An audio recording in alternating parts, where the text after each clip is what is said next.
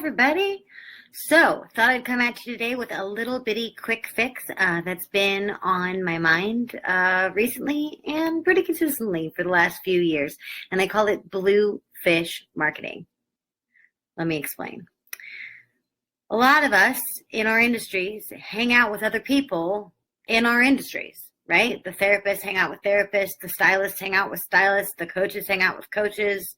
The MLMers hang out with the other MLMers. We spend a lot of time with our peers and colleagues, and that's not a bad thing by any means. That's how you build brand recognition. That's how you get an army of fabulously motivated networkers who are going to sing your praises to people. Sure, absolutely. I'm not saying, light your friends list on fire and start over. Absolutely not. But if I'm working at like a cannery, okay, and I have that conveyor belt, and all I see all day is fish.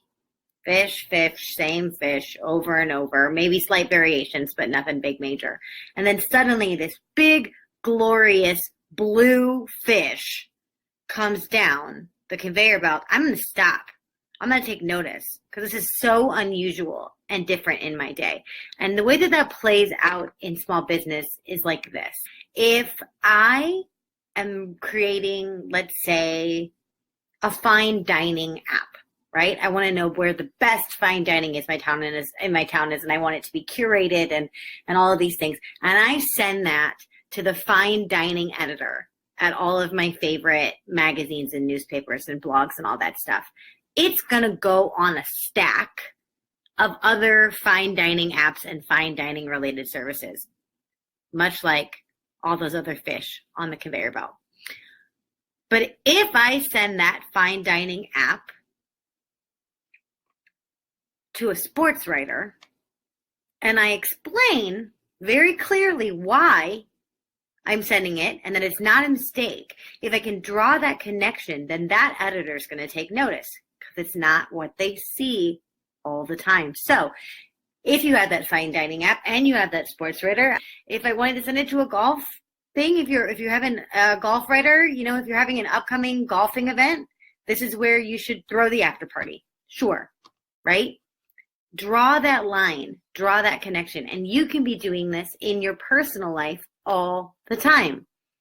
If you are a stylist and one of your best friends is a personal trainer, how do you make your offerings fabulous for their audience? If you're a stylist and they're a trainer, Jim Hair Don't Care only works to a certain degree. When you need a new do, come see me. Little cards.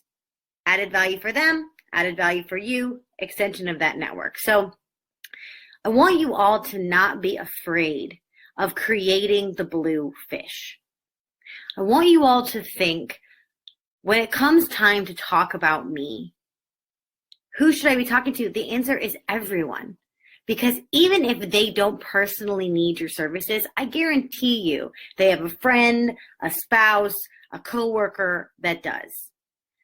The only work you have to do is say, how can I make this relevant to that market?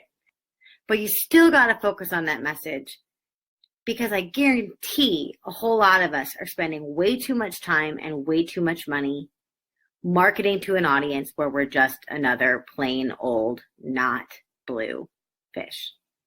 It's time to stand out, and it's surprisingly easier than you think. What industry are you going to go after today?